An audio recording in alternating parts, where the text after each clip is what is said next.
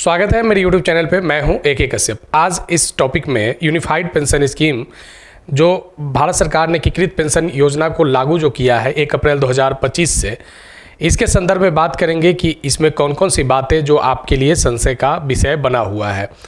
NPS और OPS के बीच का जो रास्ता सुलझाया गया है यूनिफाइड पेंशन स्कीम, तो इस यूनिफाइड पेंशन स्कीम के 3 महत्वपूर्ण पिलर आपको देखने को मिल सकते हैं। पहला पिलर वे लोग हैं जो यूनिफाइड पेंशन स्कीम से लागू होने से पहले केंद्र कर्मचारी थे और सेवानिवृत्त हो गए हैं। दूसरा पिलर वे लोग हैं जो अभी भी NPS अकाउंट होल्डर हैं और वह यूनिफाइड पेंशन स्कीम में जाएं या NPS में रहे, इस पे संशय बना हुआ है, यानी जो अभी प्रेजेंट में केंद्रीय एम्प्लॉई है। तीसरा पिलर इसका ये है कि 1 अप्रैल 2025 के बाद केंद्र सरकार जो वैकेंसी ला रही है उसके आधार पर अगर नियुक्ति होता है तो क्या उन लोगों के लिए यूनिफाइड पेंशन स्कीम और NPS की क्या बाध्यता है। इस विषय को जरूर समझिएगा, क्योंकि अगर आप इस तीनों से अगर रिलेटेड है तो आपके लिए वीडियो काफ़ी महत्वपूर्ण है। नए जुड़े हैं तो चैनल को जरूर सब्सक्राइब करिएगा और वीडियो को लाइक ज़रूर कीजिएगा, शेयर कर दीजिएगा। सुझाव होगा तो आप कमेंट में लिखिएगा। इसको आप बहुत आसान भाषा में इसको समझ सकते हैं कि ये जो आप देख रहे हैं इसको आप आस्क्ड क्वेश्चन के पैटर्न पर देख सकते हैं। सबसे पहला जो यहाँ पे आप देख सकते हैं कि एकीकृत पेंशन योजना क्या है। तो 1 अप्रैल 2025 को केंद्र सरकार कर्मचारियों के लिए राष्ट्रीय पेंशन प्रणाली के तहत एक विकल्प के रूप में इसे पेश किया गया है और UPS निर्धारित शर्तों के आधार पर एश्योर्ड पेमेंट का भुगतान करता है। अब इसको ये चीज़ को ज़रा समझिए कि ये बिल्कुल कह रहा है यहाँ पे कि राष्ट्रीय पेंशन प्रणाली के तहत ही यह एक ऑप्शन है, यानी जिस चीज़ की आशा केंद्रीय कर्मचारियों को रहा है वह यहाँ पे आपको मिलेगा नहीं अभी तक, जो आपको देखने को मिल सकता है। दूसरा पॉइंट यहाँ पे देख सकते हैं कि क्या मौजूदा केंद्र सरकार के कर्मचारी UPS के विकल्प को चुनने के लिए पात्र हैं। तो क्या केंद्र सरकार के जो कर्मचारी हैं क्या वह UPS के यूनिफाइड पेंशन स्कीम के विकल्प को चुनने के लिए एलिजिबल हैं। तो इसका आंसर यहाँ पे आता है कि हाँ, यानी 1 अप्रैल 2025 तक जो सेवा में मौजूद केंद्र सरकार के कर्मचारी जो राष्ट्रीय पेंशन प्रणाली के अंतर्गत आते हैं उन्हें NPS चुनने के लिए पात्र माना गया है। यानी UPS में वही लोग जा सकते हैं जो पूर्व में NPS के थ्रू जिन लोगों का 10% जो बेसिक और DA से जो कटा है 10%, बेसिक और DA से जो कटता था 10%, वही लोग यूनिफाइड पेंशन स्कीम में जा सकते हैं। यानी जो भी NPS अकाउंट होल्डर है उनके लिए UPS का दरवाज़ा खुला हुआ है, इसमें नो डाउट है। अब यहाँ पे देखिए नेक्स्ट क्वेश्चन क्या कहता है कि क्या नवनियुक्त केंद्र सरकार का कर्मचारी UPS के विकल्प को चुनने के लिए पात्र है। जैसे 1 जनवरी 2004 के बाद अगर सेंट्रल एम्प्लॉय आप होते थे तो आपके लिए सशस्त्र बल को छोड़ दिया जाए तो सभी जगह पर नेशनल पेंशन सिस्टम था, ये आपको स्वतः जो है वह एक्टिव हो जाता था, NPS एक्टिव हो जाता था। लेकिन अब आपके पास 2 विकल्प हो जाएगा।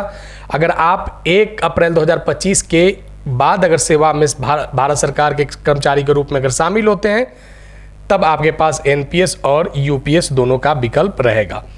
ठीक है, अब देखिए यहाँ पे आगे जो क्वेश्चन आप देख सकते हैं कि क्या 31 मार्च 2025 से पहले सेवानिवृत्त हुए केंद्र सरकार के कर्मचारी को UPS विकल्प चुनने के लिए क्या पात्र है। इस क्वेश्चन को अगर आप देखेंगे तो ये काफ़ी महत्वपूर्ण पार्ट हो जाता है। क्यों? क्योंकि यहाँ पे बहुत से लोग हैं जो 1 जनवरी 2004 से लेकर 31 मार्च 2025 के बीच में लगभग 20 वर्ष में बहुत से लोग जो है वो सेवानिवृत्त हो गए।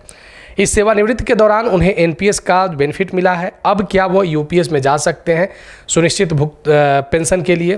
तो यहाँ पे आंसर आता है कि बिल्कुल, अगर 31 मार्च 2025 से पहले भी अगर सेवानिवृत्त हुए हैं तब वह UPS में जा सकते हैं। इसके लिए किसी भी प्रकार का कोई शर्त नहीं लगाया गया है। अगर वह NPS अकाउंट होल्डर पहले अगर रहे हैं तो वे बेशक UPS में जा सकते हैं। यहाँ पे कहता है कि इसके जाने के लिए कुछ जो देख सकते हैं कि क्या और लाइन मेंशन किया गया कि 31 मार्च 2025 से अगर पहले सेवानिवृत्त हुए हैं तो 2 बातों को यहाँ पे मेंशन किया गया है कि न्यूनतम 10 वर्ष का अहरक सेवा के बाद अगर सेवानिवृत्ति हुआ है, क्योंकि ये तो शर्त था ही पहले कि न्यूनतम पेंशन पाने के लिए आपको 10 वर्ष का सेवा होना जरूरी है। फिर कुछ मौलिक नियम का चर्चा किया गया है और इस मौलिक नियम के तहत कुछ यहाँ पे जो बात किया गया है कि अगर सेवानिवृत्त हुए हैं, अगर किसी भी प्रकार का उन पर दंड या वह निलंबन वगैरह का अगर प्रावधान नहीं किया गया है तो वह आराम से बेशक वो जा सकते हैं। अगर यूपीएस के विकल्प चुनने के लिए पात्र केंद्र सरकार के कर्मचारियों को कौन सा फॉर्म भरा जाना होगा, यह भी एक महत्वपूर्ण बातें हैं। देखिए यहाँ पे बात जो कह रहा है, 2 फॉर्म का चर्चा किया है, फॉर्म A1 और फॉर्म A2। अब देखिए कि जो रिक्वायरमेंट करके जो आएंगे तो उन लोगों की जो नियुक्ति होगा वो फॉर्म A1 को फिलअप करेंगे। अब जो एनपीएस से जो कवर थे, अब वो यूनिफाइड पेंशन स्कीम में जब जाएंगे तब उन्हें फॉर्म A2 को सबमिट करना होगा। नेक्स्ट यहाँ पे कहता है कि यूपीएस के तहत नामांकन के लिए फॉर्म कहाँ से प्राप्त किया जा सकता है, या इसके लिए कह रहा है कि फॉर्म A1 और A2 के जो निर्देश हैं, जो इसके साथ इनक्लोजर हैं, संलग्नक हैं, दिए जाने वाले दस्तावेजों के साथ आप NPS CRA NSDL के आप साइट से इसे डाउनलोड कर सकते हैं। अब देखिए यहाँ पे कि जब अगर कोई NPS अकाउंट होल्डर है तो अगर वह यूपीएस में जाना चाहता है तो वह कभी भी जा सकता है, जब चाहे तब जा सकता है। ये आज जाए या वर्षों, 1 साल 2 साल 5 साल के बाद भी क्या उसे केंद्र सरकार ये प्रोविज़न कर सकता है कि आप आराम से अभी आप एनपीएस में ही रहिए और जब आपकी इच्छा होगा तब आप यूपीएस में चले जाइएगा। तो इसके लिए जो बातें निकल कर आ रहे हैं कि अब भी एनपीएस से यूपीएस में जाने के लिए 3 माह का समय दिया जाएगा, और इसके अलावा अगर केंद्र सरकार चाहे तो इस टाइम को और भी एक्सटेंड कर सकती है। आगे देखिए, अगर कोई सेवानिवृत्त हो गया है 31 मार्च 2025 से पहले तो क्या उन लोगों के लिए भी कुछ टाइम बॉन्डिंग है यूपीएस विकल्प चुनने का? तो ऐसा नहीं है कि आप जब चाहें, यानी 1 2 5 10 वर्षों के बाद अगर चाहें और आप सेवानिवृत्त 31 मार्च से 2025 से पहले हो गए और जब चाहे तब आप स्थानांतरण ले लें, तो ऐसा नहीं है कि आपके लिए ये दरवाज़ा हमेशा पोर्टल खुला रहेगा। अभी तक जो बातें निकल कर आ रहे हैं उसमें संभावना है कि 3 महीने का चांस मिलेगा। अगर केंद्र सरकार इसे चाहेगी तो फिर से इसे बढ़ा सकती है। आगे देखिए, अगर एनपीएस के तहत अगर विकल्प के प्रयोग करने की समय सीमा क्या है, अगर ऐसे ग्राहक जो सेवानिवृत्त हो चुके हैं या सेवानिवृत्त हो चुके हैं तो उन्हें विकल्प का प्रयोग करने से पहले अगर उनकी मृत्यु हो गई है तो कानूनी रूप से जो विवाहित उनके जीवन साथी जो एनपीएस के तहत थे और यूपीएस का विकल्प के प्रयोग करने की क्या उनको चांस दिया जाएगा।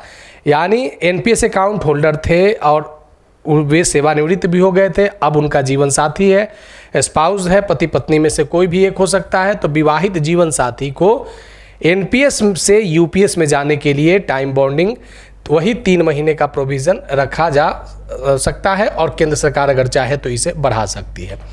आगे देखिए, नेक्स्ट इसमें 10 नंबर क्वेश्चन कहता है कि 1 अप्रैल 2025 को या उसके बाद केंद्र सरकार के सेवा में शामिल होने वाले नए भर्ती एनपीएस के तहत यूपीएस के विकल्प का प्रयोग करने की समय सीमा क्या होगा, जिसके विषय पर अभी हमने बात किया था फॉर्म A1 के विषय पर कि फॉर्म A1 जो है वह उन लोगों के लिए है जो एकदम बिल्कुल अभी 1 अप्रैल 2025 के बाद सेवा में, केंद्रीय सेवा में आएंगे। तो उनके लिए एनपीएस में पहले वह इनरोल हो जाते थे, लेकिन उनके पास अब जब 2 विकल्प एनपीएस और यूपीएस है तब उन्हें 30 दिन के अंदर में 30 डेज में उनको ये डिसाइड करना होगा कि वह एनपीएस में रहेंगे या यूपीएस में रहेंगे। क्या यूपीएस के विकल्प को बाद में बदला जा सकता है? यह एक बहुत महत्वपूर्ण विषय है कि क्या यूपीएस से आप एनपीएस में नहीं जा सकते हैं। यूपीएस से आप अगर आज के डेट में अगर आपने यूपीएस को सेलेक्ट कर लिया, अगर आपकी एकदम बिल्कुल 1 अप्रैल 2025 के बाद आपकी नई बहाली हुई, आपकी नई ज्वाइनिंग हुई है, तब यूपीएस से आप एनपीएस में नहीं जा सकते। लेकिन अगर आपने एनपीएस को अगर सेलेक्ट कर किए हुए हैं तो आप कहाँ जा सकते हैं? यूपीएस में जा सकते हैं। तो क्या फिर यूपीएस से फिर एनपीएस में कन्वर्ट किया जा सकता है? तो बिल्कुल नहीं, ये अपरिवर्तनीय और अंतिम है। जो भी आप एक्सरसाइज करेंगे वो आपका लास्ट एक्सरसाइज होगा, इसके बाद आप इसको नहीं चेंज कर सकते हैं। यदि कर्मचारी निर्दिष्ट समय अवधि के भीतर अगर यूपीएस के विकल्प चुनने में विफल रहता है तो क्या होगा? चांस मिला कि आप एनपीएस होल्डर हैं तो आप यूपीएस में आ सकते हैं। एक टाइम लाइन निर्धारण किया गया, अगर उस टाइमलाइन में अगर आप नहीं अगर अपने फॉर्म को सबमिट कर पाए, अगर आपने अपनी इच्छा को अगर आपने वहाँ पे सबमिट नहीं किया साइट पे, तो उस कंडीशन में जब टाइम अगर ख़त्म हो जाएगा, जो भी सरकार समय समय पे जो टाइम दे, अगर वो ख़त्म हो जाएगा और आपने अगर नहीं किया तो आपको समझा जाएगा कि आप एनपीएस को ही चूज कर रखा है। अब यहाँ पे देखिए कि यूपीएस के अंतर्गत अस्थायी सेवानिवृत्ति खाता संख्या क्या है। जैसे नेशनल पेंशन सिस्टम में जैसे प्रान होता था, प्रान अकाउंट नंबर, ठीक उसी तरीके से यूपीएस में भी प्रान अकाउंट नंबर ही होगा। यूपीएस के अंतर्गत विकल्प फॉर्म खाता खोलने के लिए फॉर्म ग्राहक कहाँ से प्राप्त करेंगे, तो ये फिजिकली भी आप ले सकते हैं, प्रमुख कार्यालय प्रमुख या डीडीओ से, या ऑनलाइन भी इसे आप प्राप्त कर सकते हैं। क्या यूपीएस के अंतर्गत नामांकन के लिए ऑनलाइन प्रक्रिया है, तो बिल्कुल आप इसे सीआरए के एनएसडीएल के वेबसाइट पर भी इसका आप नॉमिनेशन कर सकते हैं और ऑनलाइन जमा कर सकते हैं। यूपीएस के तहत अहरक सेवा क्या है, इसके बारे में कहा गया है कि अहरक सेवा जो उनके पूरे महीने का होगा तो वह सभी इनके अहरक सेवा में माने जाएंगे। ग्राहक अपने आवेदन की स्थिति कैसे प्राप्त करेंगे, तो वे नोडल कार्यालय से प्राप्त करेंगे। क्या यूपीएस ग्राहक अभी भी स्वैच्छिक एनपीएस टियर 1, 2 कोई खातों को खोल सकते हैं, तो देखिए ये एक महत्वपूर्ण बात है क्योंकि एनपीएस में टियर 1 और टियर 2 दोनों था, तो यूपीएस ग्राहक अभी भी स्वैच्छिक एनपीएस टियर 1 और टियर 2 के खाते को खोल सकते हैं, रख रखाव कर सकते हैं। तो यहाँ पे विकल्प दिया गया है कि यूपीएस के ग्राहक स्वैच्छिक रूप से सभी नागरिक मॉडल के तहत, सभी नागरिक मॉडल में जो पेंशन आता है, चाहे वह एपीवाई हो, अटल पेंशन योजना हो, एनपीएस हो, यूपीएस हो, वह सभी नागरिक मॉडल के तहत एनपीएस टियर 1 और टियर 2 के खातों को यूपीएस के साथ प्रान नंबर के भीतर एक अलग अलग खाते के रूप में बनाए रख सकता है। यह एक महत्वपूर्ण बातें हैं, अगर आप चाहें तो यूपीएस में जाकर एनपीएस को भी आप रख सकते हैं। लेकिन अब जब यूपीएस में जाकर आप एनपीएस को जब रख देंगे तब वो जो अमाउंट जो सरकार का होता है जमा किया जाता है, वहाँ आपको इसका फ़ायदा नहीं मिलेगा।